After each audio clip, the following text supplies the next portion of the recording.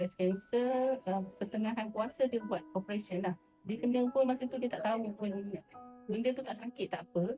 Cuma dia rasa ada keturunan. Bila dia rasa ada keturunan, dia pergi check dan doktor suruh dia operate immediately lah. Lepas operation tu dia consume syrutu. Syrutu dengan spirulina lah.